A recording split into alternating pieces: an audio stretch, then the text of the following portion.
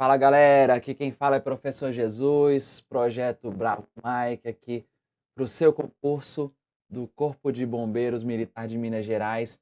Hoje a gente vai trabalhar um pouquinho sobre aspectos associados à defesa civil, né? E é importante lembrar para vocês que todo o material associado a esse tema está lá no seu edital, está com link e a gente vai, nas nossas aulas, se basear basicamente nesse material aqui, tá?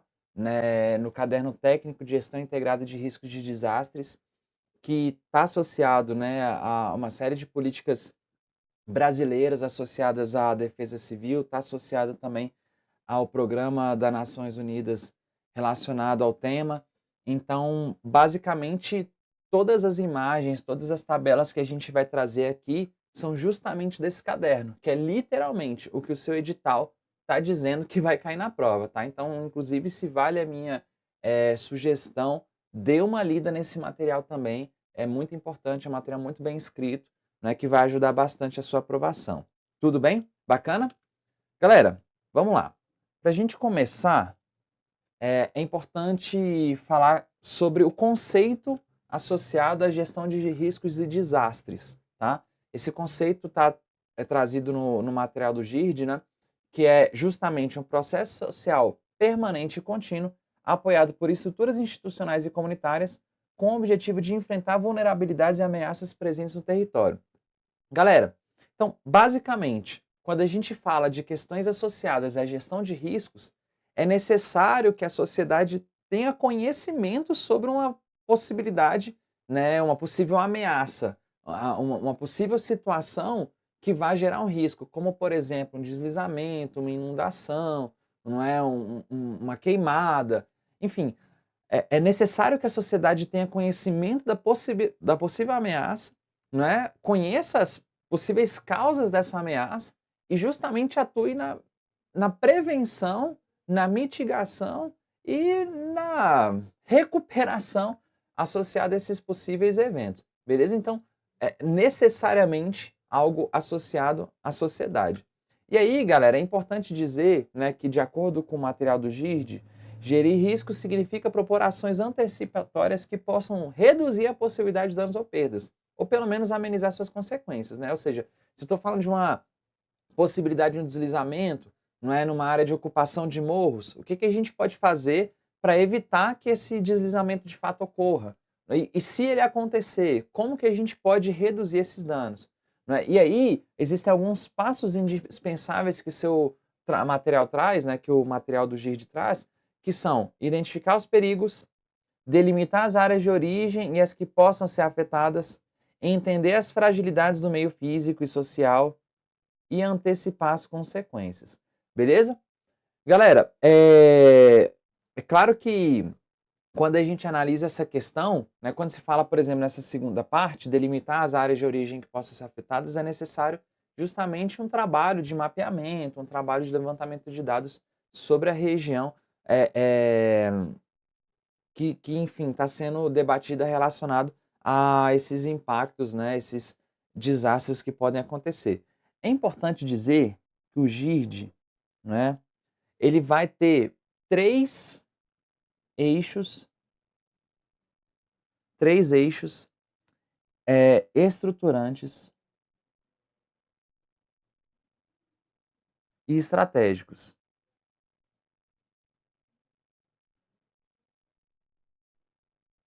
Basicamente, quando a gente fala, não é, nesses eixos, o primeiro é o conhecimento dos riscos, como a gente já falou, viu?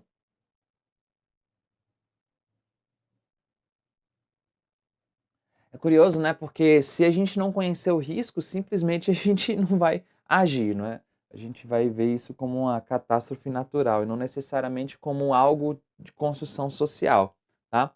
A prevenção e redução dos riscos.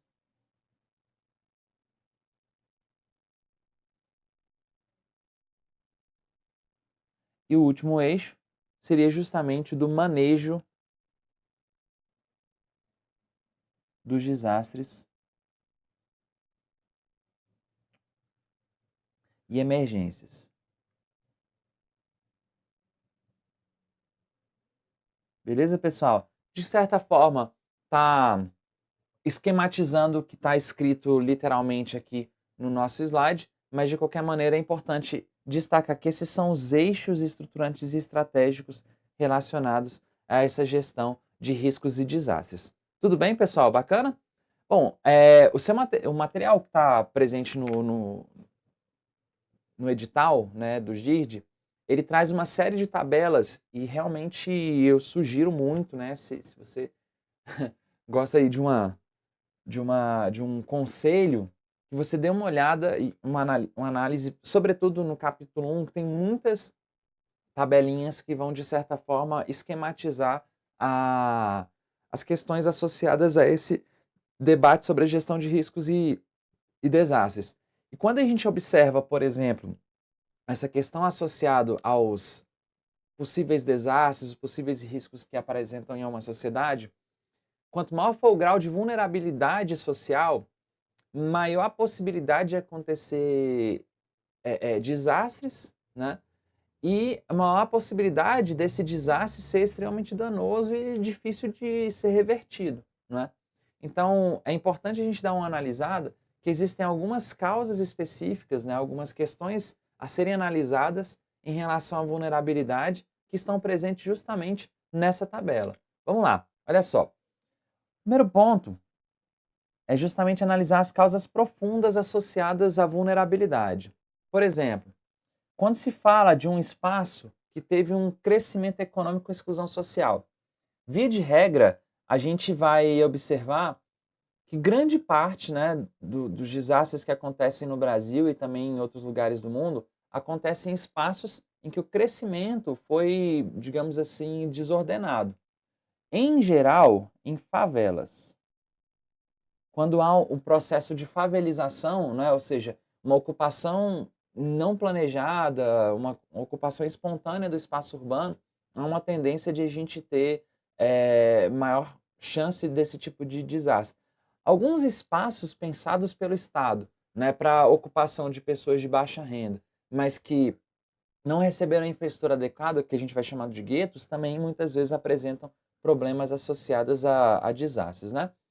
É, Desigualdade de classe, de certa forma, desigualdade de classe, gênero e raça, de certa forma, está um tanto quanto envolvido no primeiro tópico que a gente falou. E quando a gente fala também em valores culturais, personalismo, fatalismo, racismo, ou seja, quando a gente tem alguns valores culturais que excluem parte da sociedade para espaços de risco, há uma tendência de essas pessoas serem mais vulneráveis a desastres. Beleza? Na segunda coluna aqui, a gente tem as pressões dinâmicas. Não é? Quando a gente fala, por exemplo, política de aumento de salário mínimo, falta, né, dessa política de aumento de salário mínimo real. Né? Quando as pessoas perdem poder de compra frente à sua moeda, há uma tendência delas não terem condições de investirem em infraestrutura para evitar, por exemplo, problemas de deslizamento nas suas casas. Né? Uma construção de moradias ela tende a ser muito mais precária. Beleza? Quando a gente tem falta de investimento em ensino e pesquisa, muitos eventos vão acontecer, a gente vai chegar à conclusão, a sociedade vai chegar à conclusão que é algo natural, e por falta de conhecimento sobre a dinâmica hidrológica, sobre a dinâmica geológica, pedológica, a gente acaba tendo a continuidade de problemas associados à vulnerabilidade. Né? A falta de participação social também ela é relevante em relação às pressões dinâmicas. Por mais que o Estado esteja bem intencionado de promover políticas públicas para tentar resolver algum problema específico local, sem a participação da sociedade, essa resolução ela tende a não ser efetiva. Porque quem está ali no dia a dia de uma região de morro, de uma região de inundação, é a própria sociedade local. Né? Então, necessariamente, ela tem que ser ouvida para os desastres serem mitigados, né? Serem evitados também. Aí a gente vai ter algumas macroforças, como a urbanização periférica, que é mais ou menos associado ao que a gente falou ali nas causas profundas, né, com a favelização. Ocupação irregular, déficit habitacional. Déficit habitacional está muito associado à falta de acesso à moradia. Né? Então, as ocupações precárias muitas vezes estão associadas a essa questão. Crescimento populacional, às vezes acima da capacidade local de garantir infraestrutura para essas pessoas. Degradação ambiental, né? Se eu retiro a cobertura vegetal das margens de rios, se eu retiro a cobertura vegetal das áreas de encostas, que inclusive na nossa legislação são áreas de preservação permanente, né? Que não deveriam ser alteradas. Isso também acaba gerando aumento da vulnerabilidade. E por último aqui, nessas pressões dinâmicas da corrupção, que pode fazer com que recursos que deveriam ser destinados para resolução de problemas associados à vulnerabilidade acabam indo para os bolsos de alguém, não é? Além disso, a gente tem essa última coluna, essa terceira coluna que está associada às condições inseguras, né, que vão levar em consideração ambiente físico frágil, né, ou seja, habitações precárias que de certa forma retomam aqui a parte das casas profundas e também algumas pressões dinâmicas, alta densidade populacional que retoma a ideia do crescimento demográfico aqui, não é? O número elevado de moradores, às vezes, quando a gente fala em moradias em alguns espaços, você vai ter ali realmente a criação de espécies de cortiços, né? É muito comum algumas pessoas com interesse de ganhos financeiros maiores em relação ao aluguel pegar um imóvel e sair dividindo em vários pedaços, né? Em que várias famílias vão coabitar esse espaço e que não necessariamente tem estrutura para isso, né? Isso gera uma situação de vulnerabilidade muito comum nas periferias, beleza? Desemprego, subemprego e informalidade acaba impactando nessa questão associado à renda, né, da população, que está justamente aqui nesse outro ponto, relacionado às condições inseguras. Falta de saneamento básico, né? Se eu não tenho acesso a uma água tratada, se eu não tenho acesso a esgoto, isso acaba gerando vulnerabilidade também para a população, né? Porque isso favorece, por exemplo, a proliferação de doenças, né? A consolidação de algumas epidemias. Política habitacional insuficiente acaba gerando justamente o desenvolvimento da favelização, a ocupação de áreas que não são destinadas originalmente para isso, né? Falta de políticas de assistência, inexistência da defesa civil municipal, isso é muito relevante justamente porque a defesa civil vai ter ali um papel importante em relação à prevenção de danos e também, né, justamente para tentar resolver, ajudar os órgãos públicos a resolver os problemas causados por desastres. E a falta de plano de contingência, que justamente acaba fazendo com que a sociedade seja, digamos assim, surpreendida por eventos que são extremos, né? Se eu não tenho um plano de contingência para inundação, o que eu vou fazer quando ocorrer uma inundação? Se eu não tenho um plano de contingência para uma ruptura de barragem, o que eu vou fazer? Né? Ou seja, a falta desse plano de contingência gera uma insegurança para a população e, consequentemente, acaba gerando também vulnerabilidade. E justamente nesse cenário, pessoal, desses vários tópicos que a gente acabou de abordar em relação a serem relevantes para se classificar a vulnerabilidade de uma sociedade, ao longo da história foram sendo desenvolvidos algumas espécies de paradigmas técnicos para serem seguidos, né? Se algum evento aconteceu, o que a gente precisa fazer? Quais que vão ser as abordagens que nós utilizaremos para tentar resolver esse problema ou para tentar evitar o problema? É curioso que quando a gente fala dessas questões relacionadas a grandes impactos sociais, ambientais, nas áreas urbanas, sobretudo, que são lugares que esses eventos acontecem com mais frequência, não apenas, tá, pessoal? Quando a gente fala, por exemplo, de uma grande seca, que também está muito associado a problemas que geram vulnerabilidade, isso pode afetar as áreas rurais, né? Falta de recursos hídricos, né, também podem afetar áreas rurais. Mas normalmente a gente chama muita atenção quando esses grandes eventos são em áreas urbanas porque são mais comuns, né? Deslizamento de terras, inundações, até porque quando a gente impermeabiliza o solo, a gente acaba tendo problemas, né, dessa água não infiltrar e muitas vezes o curso da água, o rio, ele acaba enchendo muito mais, porque essa água não tem para onde entrar. Ela não vai infiltrar com facilidade em direção aos lençóis freáticos, né? Quando a gente fala, por exemplo, da impermeabilização de encostas, a água ganha muito mais força. Consequentemente, a gente acaba tendo mais chance de deslizamento. Ou seja, em áreas urbanas, isso é muito mais comum. E os estudos relacionados a essas questões, eles só vão ficar realmente é, é, presentes nas políticas públicas brasileiras, sobretudo, de maneira efetiva, a partir dos anos 80, né? E de maneira efetiva mesmo, até hoje a gente tem uma certa dificuldade de consolidar essas políticas públicas. Normalmente, quando acontece algum grande desastre, como foi o caso das inundações ali no sul do Brasil esse ano, você tem uma movimentação maior para desenvolvimento de legislação, para desenvolvimento de técnicas, para tentar evitar esses danos. Mas, via de regra, o Brasil age muito mais de forma reativa do que de forma preventiva. E a ideia é justamente que a gente caminhe na direção de atuar muito mais de maneira preventiva para evitar a necessidade de uma reação depois do desastre ter acontecido, né? E ao longo da história, como eu disse, alguns paradigmas foram desenvolvidos para dizer o que nós precisamos fazer, como nós precisamos fazer para enfrentar esses desastres que eventualmente acontecem. Vamos lá. O paradigma mais antigo, né, é o paradigma tecnocêntrico ou da engenharia. Ele ganhou muita força ali nos anos 80, sobretudo, não é? E ele basicamente diz que os desastres são resultados da ação da natureza, independentemente da ação humana, cabendo ao homem tentar explicar, prever e controlar esses processos geomorfológicos, como deslizamentos, climatológicos, como furacões, e hidrológicos, como inundação. Enfatiza o processo de monitoramento de campo e explicação científica para processos físicos, ou seja, a natureza ser monitorada e controlada por obras de engenharia. Ou seja, esse paradigma afirma que quando tem uma inundação, quando tem algum tipo de furacão, quando tem algum tipo de desastre, isso naturalmente iria acontecer, não é? Ou seja, são ações da natureza.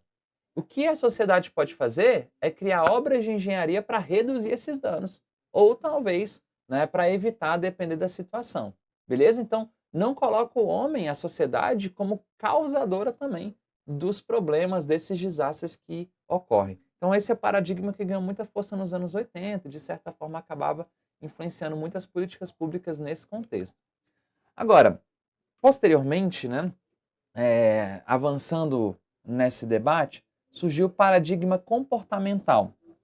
Apesar de ser uma afirmação, né, uma ótica que se desenvolve em 45, ela só vai ser destacada mais ali no final dos anos 80, anos 90. Olha só, sob uma outra ótica, o geógrafo americano Gilbert White introduz a problemática do processo de ocupação humana de um território e a relevância da adaptação humana ao ambiente no entendimento dos desastres. O autor afirma que, por definição, não existe ameaça natural isolada do ajuste do homem a ela. Ela sempre envolve iniciativa e escolhas humanas. Integrando a geografia e a sociologia, constitui-se assim o paradigma comportamental, ou seja, o deslizamento não aconteceria se não tivesse ocupação humana. A inundação não aconteceria se a gente não tivesse ocupado uma determinada área que acabou gerando impermeabilização do solo e, consequentemente, essa água não tinha para onde ir. Então, aqui a gente já fala muito mais da participação humana no processo, né? Coisa que não se tinha no paradigma tecnocêntrico. Beleza? Avançando um pouco mais, chega ali o desenvolvimento do paradigma da vulnerabilidade, esse já dos anos 2000, não é? Que aí vem essa fala, ó, ampliando o entendimento das causas dos desastres. Aí, a partir da década de 90, cientistas sociais estudaram as características locais que tornavam as populações vulneráveis e como os impactos da recuperação eram diferentes dependendo das características da sociedade atingida. Isso é muito importante, viu, gente? Olha só. Formulando o que se chamou paradigma da vulnerabilidade, também chamado de estrutural ou do desenvolvimento. Eu vou dar só um exemplo curioso para vocês. Em 2011, aconteceu um terremoto muito forte ali no litoral japonês, próximo a uma cidade chamada Fukushima, e gerou uma grande tsunami que destruiu ali, inclusive, um sistema de refrigeração de uma usina termonuclear, o que fez com que vazasse material radioativo, gerasse uma série de danos, uma galera morreu, cerca de 19 mil pessoas morreram, não é? Foi extremamente impactante para o Japão. Eu não vou recordar exatamente qual foi o número na escala Richter, mas foi acima de 8. 8 na escala Richter esse terremoto, não é? Só que aí, né, anos depois, se eu não me engano foram há 2 anos atrás, teve um terremoto na Turquia também, que se não me engano foi ali 7,4, 7,5 na escala Richter, que é consideravelmente mais fraco do que aconteceu no Japão, né, tendo em vista que a escala Richter ela é exponencial, ela não é linear, não é? Mas na Turquia matou, se não me engano, cerca de 50.000 pessoas.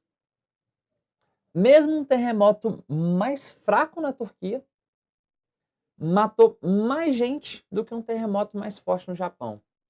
E o que explica, de certa forma, essa diferença tem a ver com a sociedade turca ser muito mais vulnerável do que a sociedade japonesa em relação à resiliência a esses grandes eventos naturais. Né? Então, quando o paradigma da vulnerabilidade fala, olha, dependendo da situação social, o dano vai ser maior, o que ela quer dizer é isso.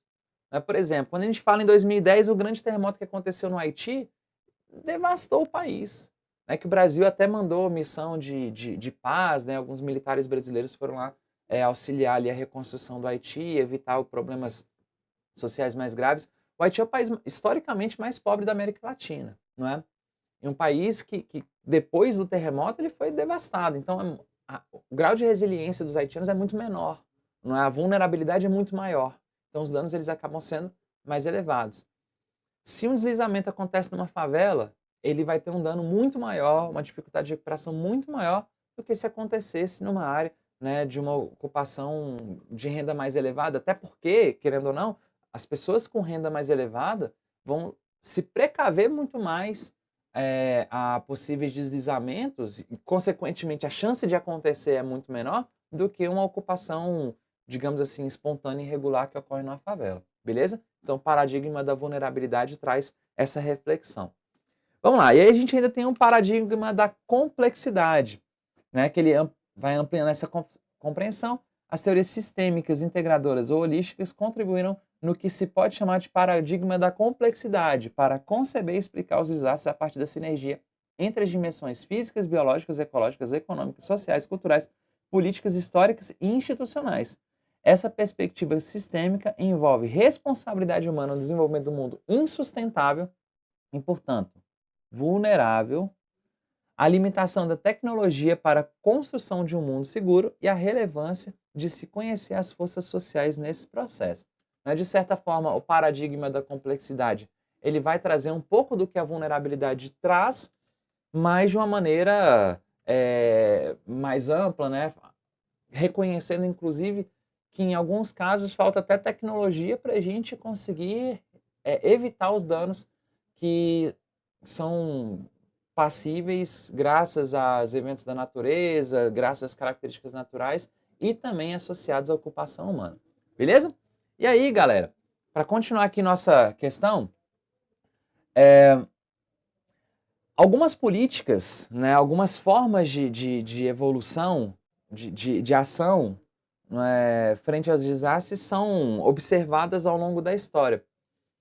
É importante dizer que o mais recomendável é que a sociedade ela chegue nesse patamar aqui, ó. Que ela atue principalmente com medidas preventivas, né? No Brasil, se a gente for pegar a nossa história, há uma predominância de ações muito mais curativas pós-desastre, ou seja, depois que a merda aconteceu, a gente vê o que a gente pode fazer.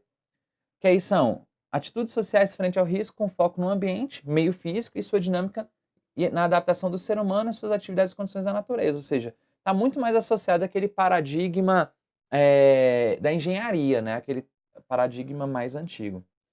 Aí vem aqui a outra situação, que é as medidas curativas pré-desastres, que são atitudes sociais frente ao risco, que entendem a ruptura da dinâmica natural por parte do ser humano e sua superioridade e controle sobre a natureza. Ou seja, aqui a gente já sabe, ó, já sabemos que a gente está causando alguma coisa. Né? A gente compreende, né, o que a gente, né, poderia talvez fazer para poder resolver os problemas ou evitar algum tipo de desastre, que aí já viria para essas medidas preventivas, que é o que se espera, né, que são atitudes sociais frente ao risco que reconhece a degradação ambiental causada pelo ser humano e a partir da racionalidade científica buscam adotar medidas de redução dos riscos de desastres compatíveis com o ambiente, como medidas de ordenamento de uso e ocupação do solo, sistemas de alerta antecipados, medidas de redução da vulnerabilidade social, entre outras. Gente, na verdade, grande parte do que a Defesa Civil faz está associada a essas medidas preventivas, né? A ideia de se trabalhar com outros órgãos do Estado, né, diversas áreas possíveis, de planejamento urbano, de áreas rurais, de desenvolvimento de espaços agrários, enfim, de infraestrutura, é justa mineração, né, dependendo do caso, Minas Gerais mesmo é um estado que tem esse ponto bastante presente, né, é justamente se criar estratégias para evitar que a sociedade sofra muitos danos. E sistema de alertas, inclusive, que está sendo citado ali nas medidas preventivas, ele é muito interessante, porque em situação de uma chuva muito forte, em áreas de risco, é importante que as pessoas, né, saibam que elas estão ali num evento de possível situação de deslizamento, né? Então elas estão ali numa situação de ameaça e quanto mais cedo elas saírem das suas casas, melhor. Inclusive, uma das estratégias em relação às áreas em que há possibilidade de deslizamento de encostas é a construção de pluviômetros caseiros, né? Que com uma garrafa de plástico você consegue fazer, uma pessoa consegue fazer. E aí, basicamente, conseguir medir ali o volume de chuvas que está caindo, você consegue perceber ali o crescimento ali desse volume de chuvas, né?